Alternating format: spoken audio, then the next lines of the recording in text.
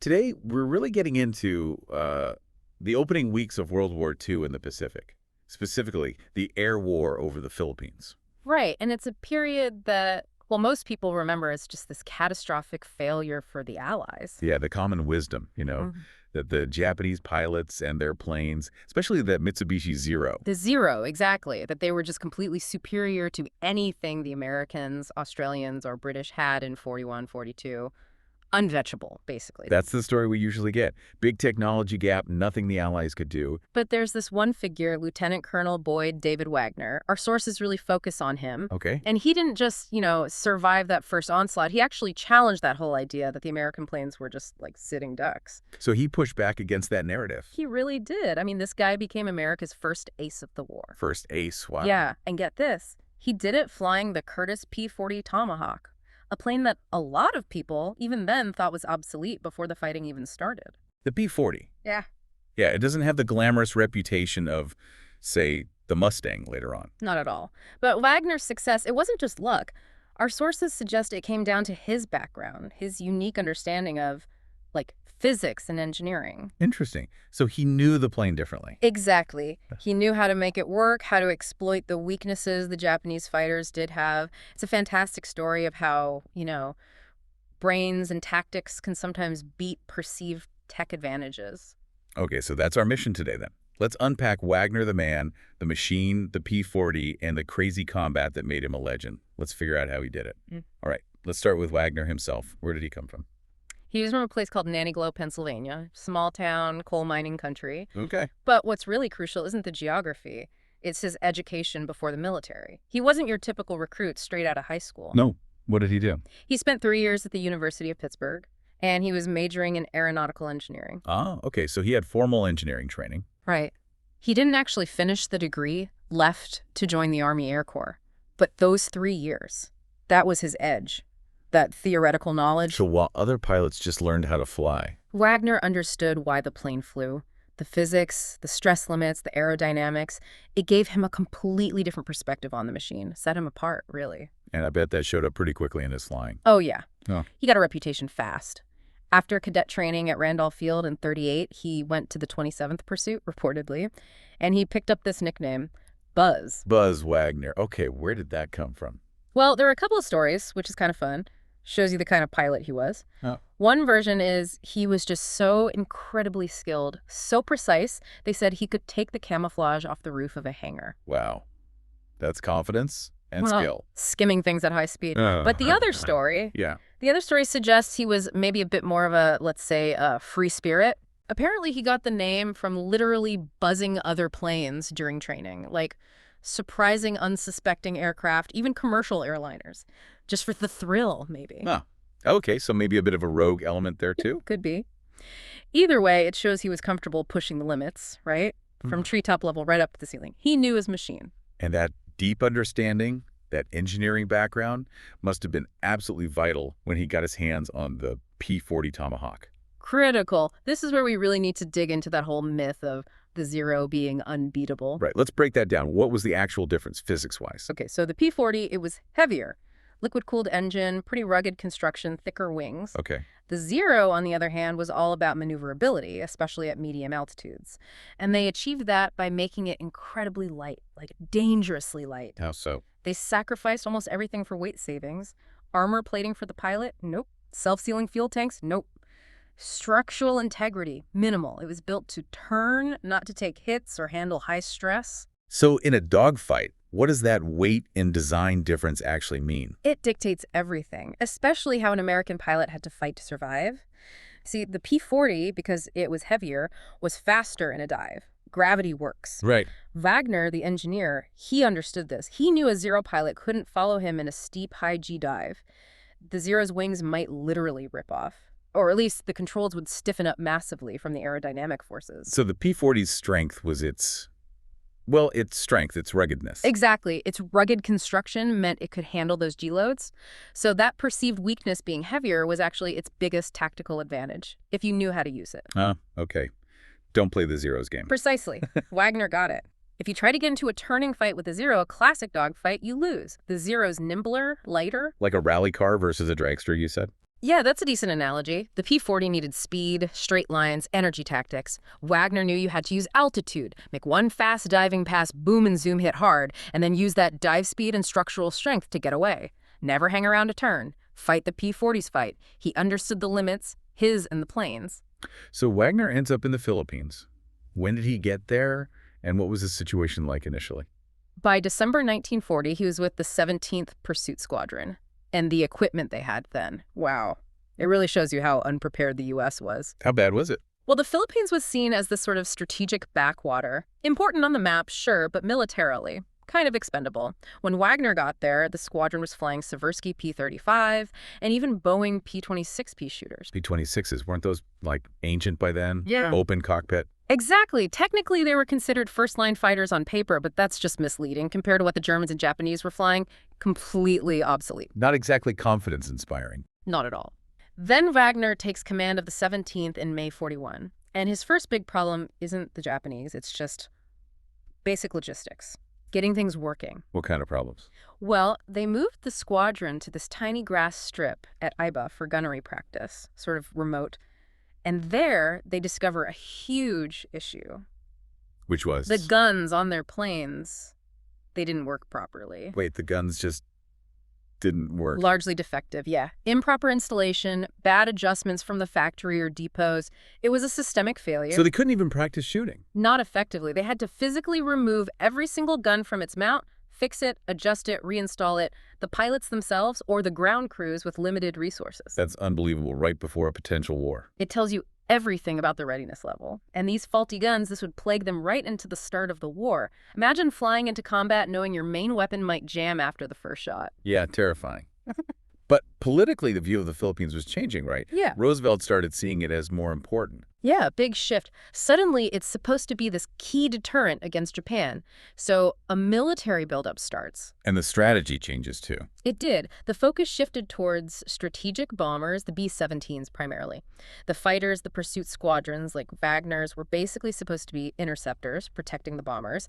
Less about air superiority, more about screening the big guys. Okay, and this is when the P-40s finally start showing up in numbers. Right. The P-40s began arriving late in 41. Wagner's 17th and the 21st Pursuit Squadron under Lieutenant Dyes got them. They were based at Nichols Field, near Manila, part of the new 24th Pursuit Group.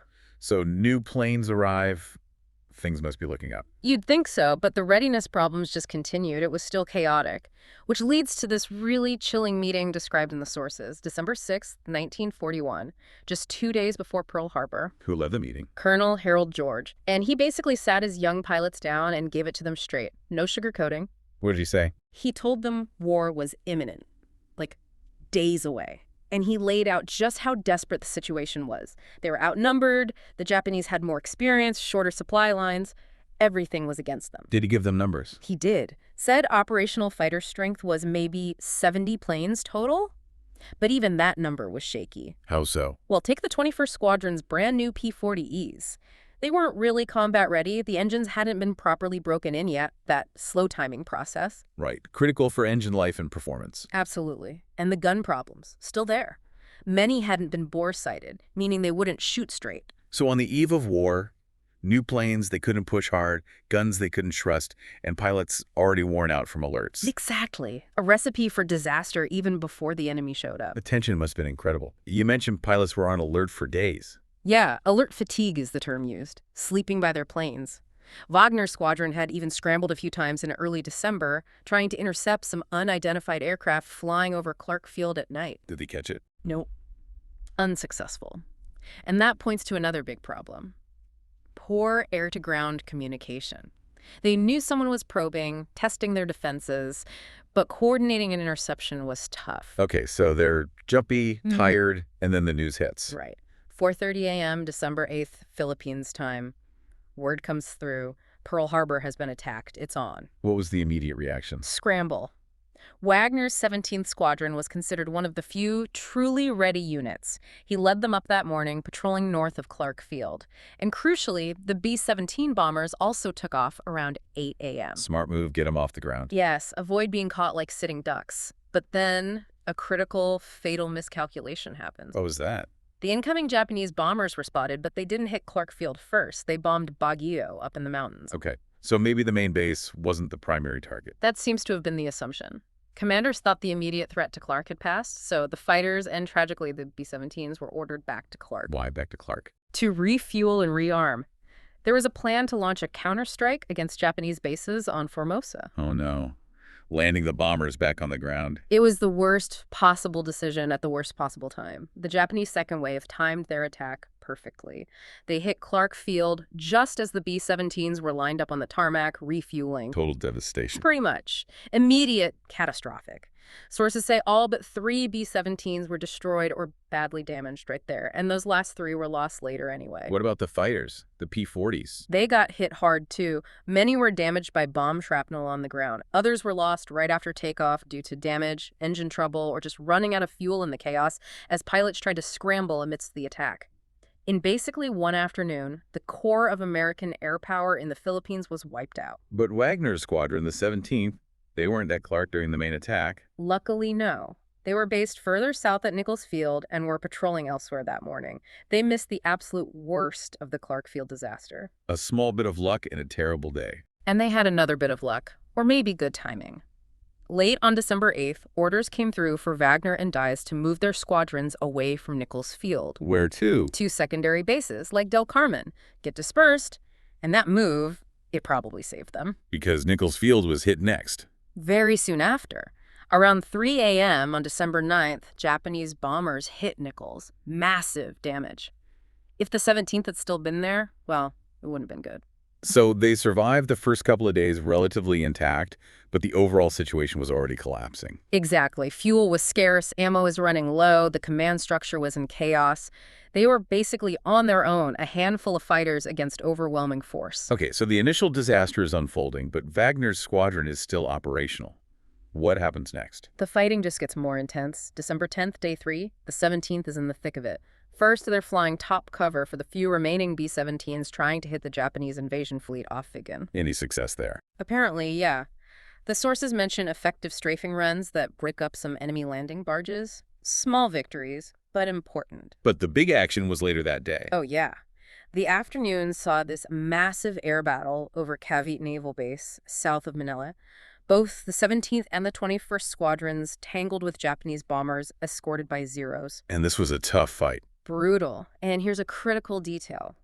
The American pilots went into this fight already low on fuel. They'd been up on alert for nearly an hour before the main engagement started.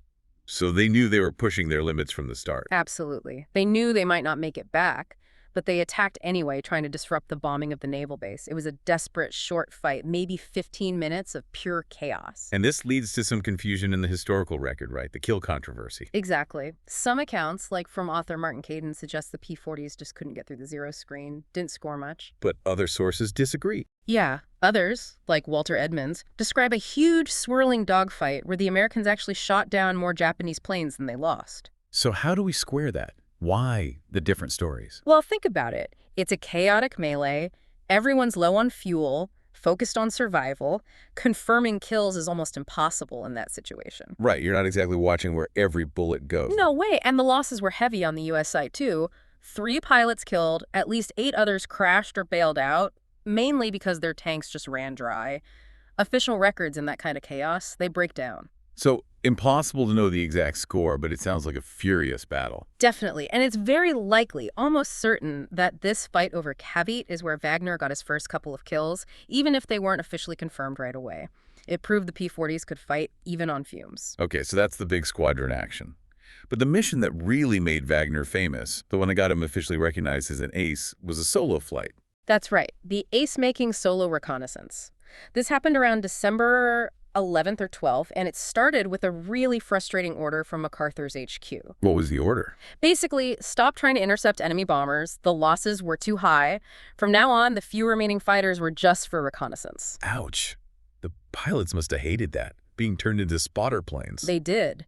But Wagner, he followed the order. He was tasked with the solo recon flight way up north to Aparri, on the coast of Luzon. Solo. That sounds risky. Extremely. And the navigation alone was incredible. He flew the whole way, over 200 miles, completely above a thick cloud layer. How did he navigate? Pure dead reckoning. Just calculations based on speed, time, heading, no visual landmarks, just instruments in his brain. Flying blind, basically. Amazing. What happened when he got there? He finally breaks through the clouds and bam! He's right over 2 Japanese destroyers. They open up on him immediately with anti-aircraft fire. Out of the frying pan into the fire. And it gets worse. Instantly, he spots zeros. 2 right on his tail, firing. And 3 more above him, diving down. 5 against 1. While being shot at from the ground, how did he even survive? This is pure Wagner. Engineer brain kicks in, tactics over panic. Okay, break it down. What did he do? First, uses the P-40's strengths. He yanks it into a steep climbing turn, a chandelle, right into the sun. Using the sun to blind them. And the climb. Both. The climb converts his speed into altitude energy conversion. The zeros, being lighter and maybe less powerful in a sustained climb at that speed, couldn't keep up or lost him in the glare. Okay, clever. Buys him a few seconds, then what? He loses the guys on his tail, then, quick half roll, points the nose down, uses gravity and the P-40's weight advantage to dive like a hawk onto the 2 zeros that were originally behind him. Comes up behind them. Turning the tables. Completely. Opens up with his 6.50 caliber machine guns, shoots both of them down, boom, boom. Classic energy fighting. Incredible. 2 kills right there. But he was on a recon mission. Right. And he didn't just run. He sees the enemy airfield below him at Aparri, so instead of escaping, he goes down to attack. Seriously. After all that. Yeah. Makes 2 strafing passes. There are maybe a dozen planes lined up. He destroys at least 5 of them on the ground. Wow. Adding ground kills to the air kills. Only then, as the other 3 zeros are diving on him again, does he decide it's time to leave. He drops his empty belly tank for less drag, firewalls the throttle. And uses the P-40 speed. Exactly. The P-40, while not as nimble, had a higher top speed in level flight than the Zero. He just pulled away and outran them all the way back to base. That whole sequence is just insane. Yes. Air combat, ground attack, high-speed escape. So insane and so successful that General MacArthur himself made sure a special communique went out highlighting Wagner's actions, and that led to the official recognition. The Air Force credits him as becoming an ace on December 17th, U.S. time. So whether it was those 2 Aparri kills plus some unconfirmed ones from Capite, or just the Aparri mission itself. Either way, he made ace. And more importantly, he proved definitively that the P-40, flown correctly by someone who understood its strengths and weaknesses, could absolutely take on and beat the Zero. It wasn't the plane, it was the pilot and the tactics. Wagner's already an ace, but the fighting isn't over. What's his next major action? December 16th, another really intense mission, this one targeting Japanese aircraft at an airfield near Vigan. He led the mission, flying with 2 other pilots, Lieutenants Russell Church and Allison Strauss. Vigan again. What happened there? This mission, it really highlights the kind of sacrifice these pilots were making. Wagner and Church dove down together to strafe about 25 Japanese planes parked on the field. Wagner makes his pass. And then Church. Church gets hit badly. Heavy, concentrated anti-aircraft fire just sets his P-40 ablaze. Oh, no. But he kept going? He did. He was on fire, knew he probably wasn't going to make it, but he didn't pull up. He stayed in the dive. Incredible bravery. He dropped his fragmentation bombs right on target, strafed the enemy aircraft one last time, and then crashed about a mile past the airfield. Just flew it right in. It's unbelievable heroism. So much so that the Japanese, impressed by his courage, actually buried him with full military honors. He was recommended for the Medal of Honor, though apparently it was later downgraded. A true hero. Yeah. How did Wagner react seeing that happen right next to him? He didn't back down. He saw Church go down, but he pressed the attack even harder. Under that same intense AA fire, he made 5 more strafing passes himself. Just kept hitting them. 5 passes. Yeah. Under heavy fire. Yeah. And during all this, one Japanese fighter actually managed to take off and came after Wagner. So now he's got AA fire and an enemy fighter to deal with. Right. And this is where his airmanship shines again. To figure out where the enemy fighter was below him, Wagner actually rolled his P-40 completely upside down for a moment. Just flipped it over mid-strafing run. Yeah. Spots the guy, flips back upright, deliberately slows down a bit. Why slow down? To match the turning radius or get a firing solution on the likely slower Japanese plane. Precise energy management again, then boom, shoots the fighter down. That was kill number 7 or 8 for him, depending on the count. Wow. Skill and nerve. Absolutely. But that kind of intense action couldn't last forever. His combat flying career in the Philippines was about to end. How? Was he shot down? Not shot down, but wounded. It happened while attacking Japanese landings at Lingayen Gulf. There's a bit of confusion on the exact date his Purple Heart says, December 18th. The unit history says December 22nd. But what was the injury? A 20-millimeter cannon shell, probably from ground fire or maybe another plane, exploded right on his canopy. Didn't penetrate fully, but shattered the plexiglass. Ouch. Shrapnel everywhere. Exactly, showered him with fragments. And one piece lodged in his eye. Oh, man. An eye injury for a pilot. Yeah, that was it for his combat flying in that theater. Couldn't see properly, couldn't fly fighters safely anymore. And this is happening right as the overall strategic picture in the Philippines is collapsing. Precisely. By late December, President Roosevelt had basically given the order to abandon the Philippines. It was deemed impossible to hold. General Hap Arnold ordered the High Command, the Far East Air Force HQ, to evacuate. And Wagner, as a wounded ace with valuable experience, was on that list. He was. He was ordered out, part of a contingent sent to Australia.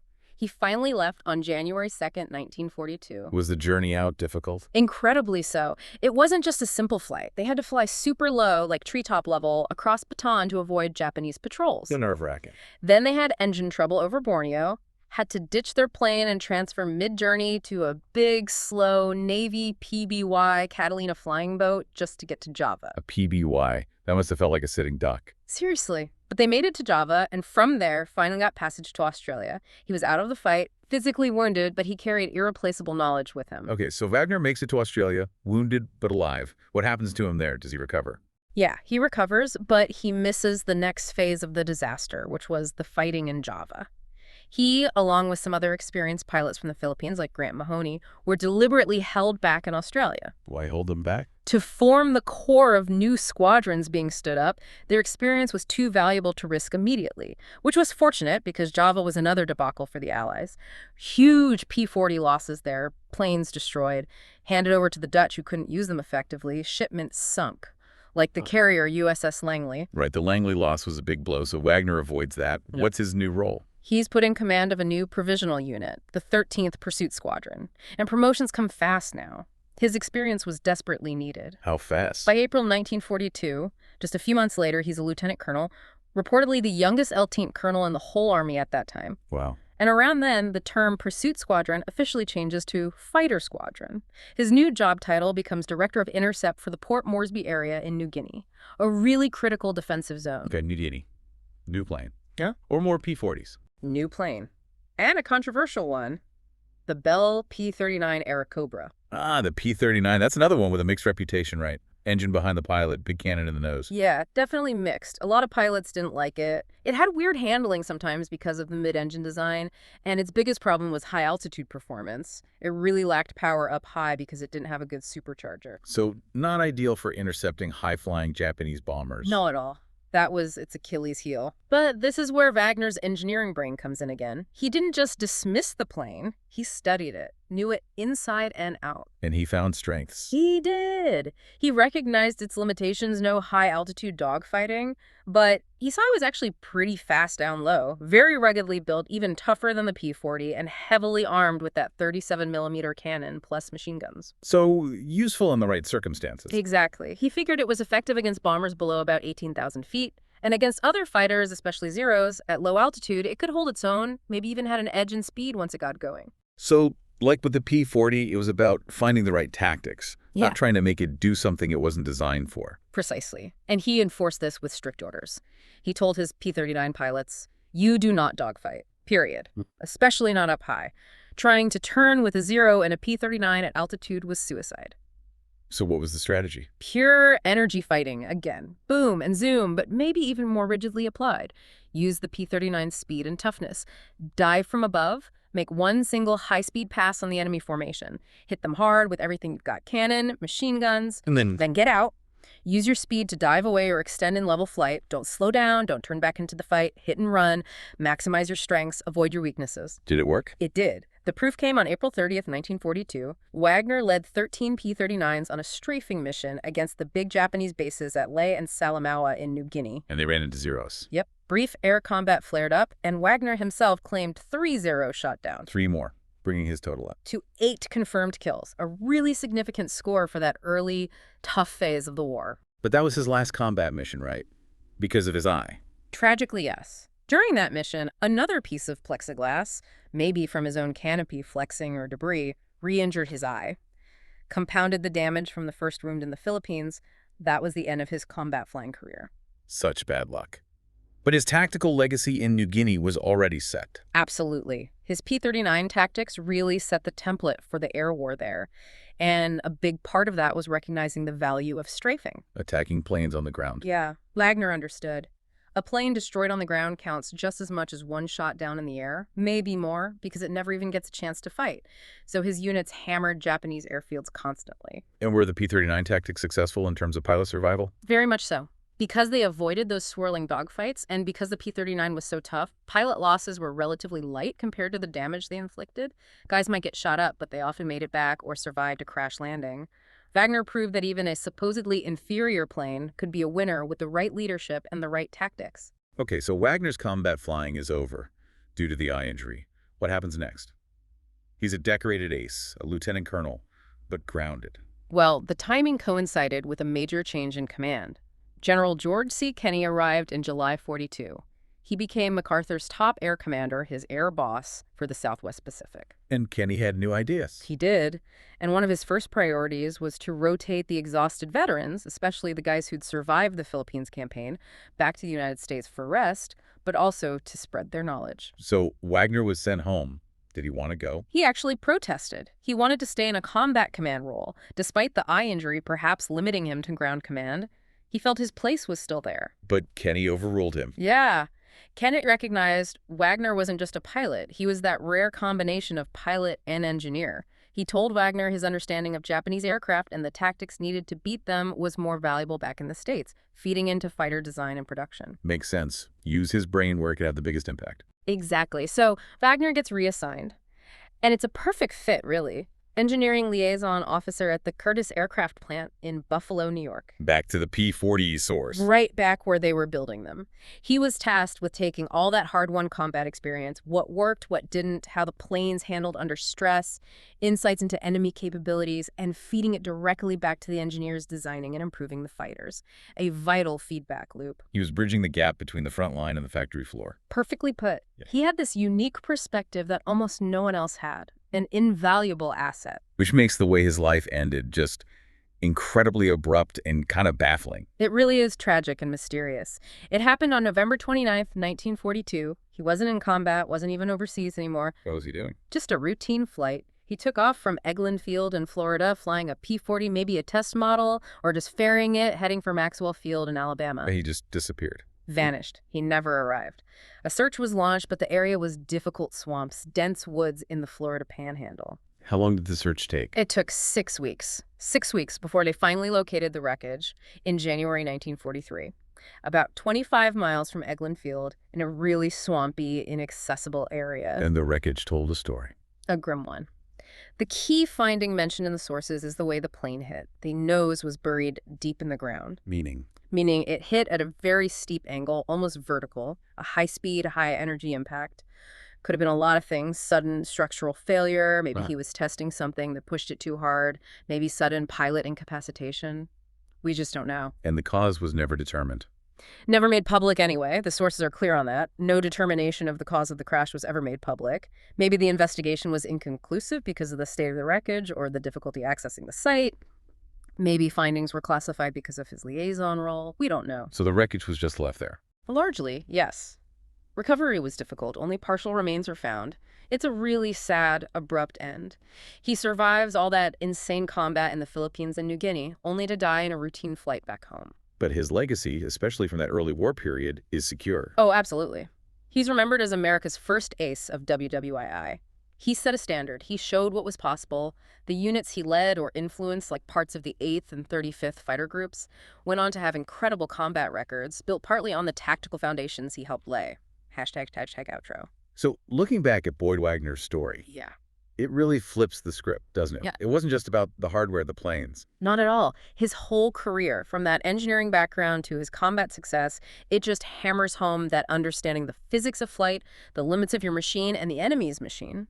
That's what made the difference, not just assuming one plane was magically better than another. And the core tactical lesson he drove home, especially with the P-40 and later the P-39. Was leveraging strengths. He knew they were faster in a dive and generally more rugged than the Zero. So hit and run, the boom and zoom, dive, shoot, get out, never ever get slow and try to turn with a Zero. Avoid the enemy's strength. Play to your own. Seems simple, but hard to execute under fire. Incredibly hard. But enforcing that discipline saved lives. It allowed pilots in technically less agile aircraft to survive and inflict damage. He really changed the tactical thinking in the Southwest Pacific. It's just such a profound irony that he died not in combat, but in a non-combat accident while working to make those very aircraft better. A huge loss. He survived the absolute meat grinder of the early war, only to be lost when his expertise was arguably needed more than ever back in the design bureaus. Yeah, and that brings up a final point, some for, us to think about. We know the tactics he taught helped the pilots who survived him. But what if he had lived? That's the big what if. Right. If Wagner, the engineer ace, had continued that liaison work, Mm-hmm. what specific flaws in the P-40, or maybe even in planes coming down the line like the P-51, might he have spotted early? Could his unique insight have fixed problems, maybe saved more pilots later in the war? It's impossible to say for sure, obviously, but losing that specific combination of hands-on combat experience and deep engineering understanding, well, you have to wonder what insights, what potential improvements were lost with him in that Florida swamp. It wasn't just a pilot lost, it was a unique mind gone way too soon. Makes you think.